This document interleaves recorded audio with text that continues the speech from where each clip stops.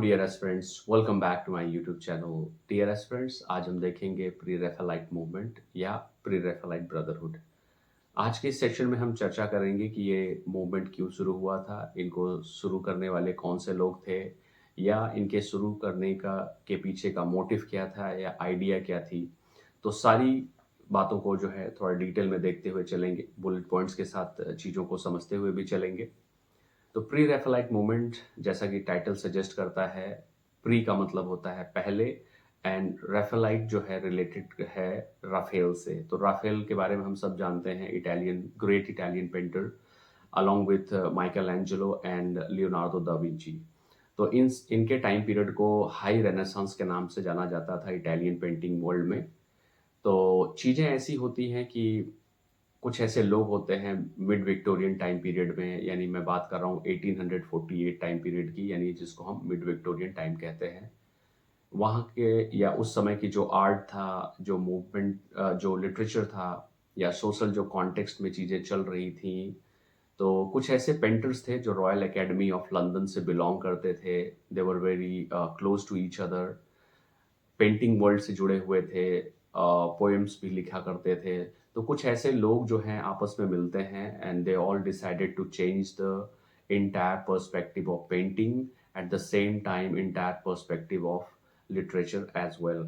और तो by definition हम सब समझ गए हैं कि एक ऐसा मूवमेंट, यानी कह सकते हैं the pre Raphaelite movement was a group of English painter. तो basically English painter, group of English painter के द्वारा इस मूवमेंट की शुरुआत होती है। पोएट्स एंड आर्ट क्रिटिक्स, तो उसमें पोएट्स भी इंक्लूड थे, आर्ट क्रिटिक्स भी थे। Initially more of an art movement, यानी अगर आप इसकी शुरुआत देखते हैं तो एक आर्ट मूवमेंट, एक कला के क्षेत्र में एक जो मूवमेंट होता है, जो चेंजेस होते हैं, उससे इसकी शुरुआत होती है। But soon influenced literature and poetry, लेकिन बाद में चीज़ें जो है पोइट्री और लिटरेचर में भी काफ़ी इसका इन्फ्लुएंस देखने को मिलता है। हम इसको डिटेल में देखेंगे आगे, क्योंकि जो इसके शुरुआत करने वाले थे, जो की फाउंडर थे, they were very attach to, and by profession they were painters. Okay, the movement founded in 1848। It's a very important point कि 1848 में इस मूवमेंट की शुरुआत होती है बाय थ्री की फिगर्स, जिसमें जो तीन सबसे इंपॉर्टेंट फिगर्स है, जिनका नाम है दांते गैब्रियल रोसेटी, यानी जिसको हम शॉर्ट में कहते हैं डीजे रोसेटी, और दूसरा नाम है विलियम होलमैंड हंट, तीसरा नाम है जॉन एवरेट मेलियस। तो ये तीन जो बहुत ही इंपॉर्टेंट नाम है, जो की फाउंडर के रूप में जाने जाते हैं। बट लेटर ऑन कुछ और भी मेंबर्स इसमें इंक्लूड होते हैं, like William Michael Rossetti, Thomas Woolner, Frederic George Stephens and James Collinson. तो ये कुछ और भी व्यक्ति जो हैं इंक्लूड होते हैं, तो टोटल मेंबर्स हो जाते हैं 7। तो ये 7 मेंबर्स जो थे, जिन्होंने प्री रेफेलाइट मूवमेंट को आगे बढ़ाया, या एक तरह से इसको लिटरेचर और पोइट्री में काफ़ी इनका कंट्रीब्यूशन रहा है। दांते गैब्रियल रोसेटी जो है, बेसिकली जो इनकी फेमस पोएम रही है द ब्लेसेड डैमोजिल्स, काफ़ी फेमस पोएम रही है, विक्टोरियन टाइम पीरियड की एक बहुत ही फेमस पोएम्स में से एक है। इनकी सिस्टर का नाम है क्रिस्टिना रोसेटी, ये भी पोएट्रेस रही हैं। मारिया रोसेटी इनकी सिस्टर हैं। तो दोनों बहनें जो है, इनका भी कंट्रीब्यूशन रहा है literature and actually it was a self style brotherhood of London artist. अगर आप डिटेल में इनके बारे में जानना चाहते हैं तो ये है कि एक्चुअली ये एक ब्रदरहुड नाम क्यों दिया गया इस मूवमेंट का। ब्रदरहुड के पीछे का है कि ये सारे आपस में बाई प्रोफेशन जुड़े हुए थे, और कहीं ना कहीं एक ही एकेडमी से इन्होंने पेंटिंग्स सीखी थी, जिसका मैंने जिक्र किया, royal academy of London. All young who united to resist current artistic conventions, यानी सारे लोग यंग थे, और उस समय के जो आर्टिस्टिक कन्वेंशंस थे, जो उनके बिलीफ्स थे, जो ट्रेडिशन थे, जो कल्चरल फॉर्म ऑफ आर्ट था, उसको ये रिक्रिएट करना चाहते थे। एक तरह से क्रिएट भी करना चाहते थे, रिक्रिएट यानी कि कुछ नई चीज़ें भी लाना चाहते थे, और जो चीज़ें थी उसमें थोड़ा सा बदलाव लाना चाहते थे। Art form in use before the period of Raphael, यानी कि ये राफेल जो पेंटर थे, इटालियन पेंटर थे, उनसे पहले की चीज़ों को लाना चाहते थे। प्री रेफेलाइट, तो टाइटल से है प्री रेफेलाइट। तो प्री रेफेलाइट के पहले का टाइम पीरियड कैसा था पेंटिंग वर्ल्ड में? प्री रेफेलाइट से पहले का जो टाइम था वो बहुत ही सिंपल था, ट्रुथफुल था, और अटैच टू नेचर कह सकते हैं। तो जितनी चीज़ें थी बहुत ही सिंपल वे में चीज़ों को पेंट किया जाता था या चीज़ों को इस तरह से प्रेजेंट किया जाता था।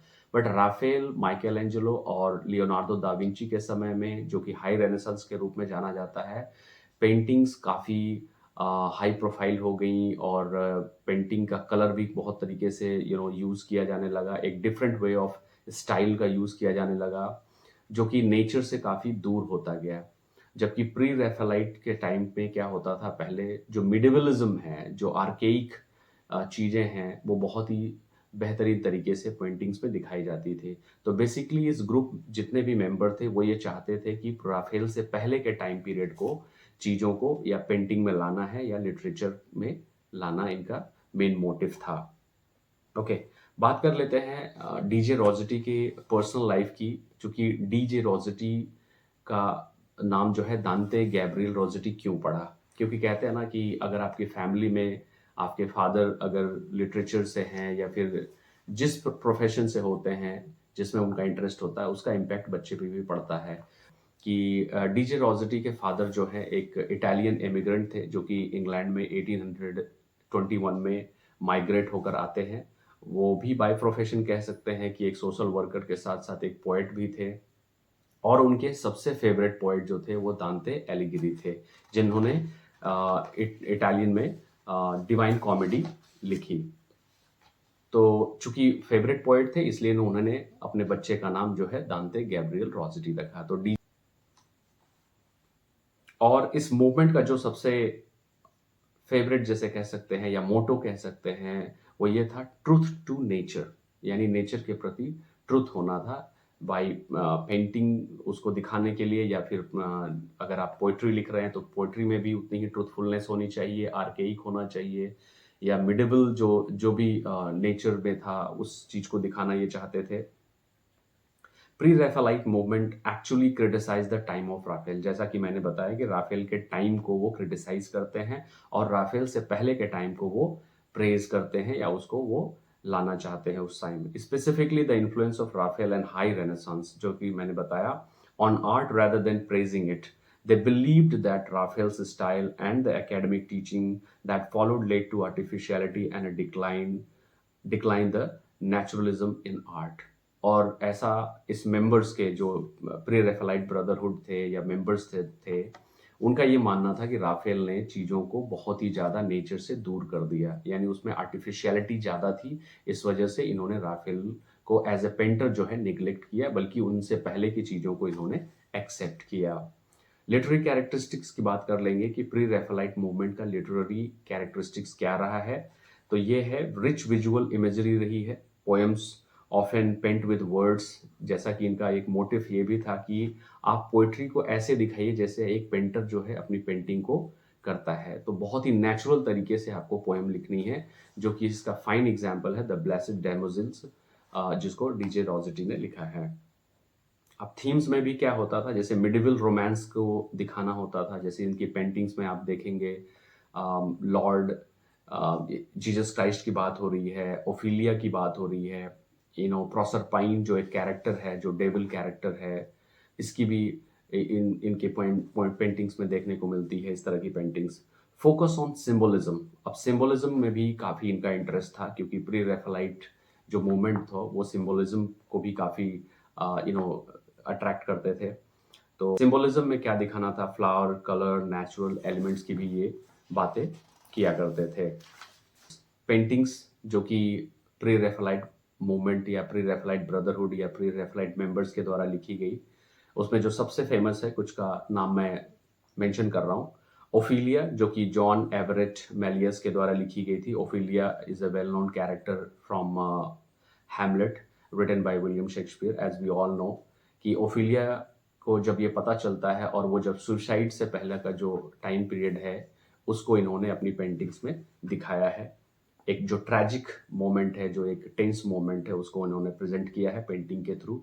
The lady of shallot bye John William Waterhouse एक मेंबर हैं इस ग्रुप के, जिन्होंने दिखाया है।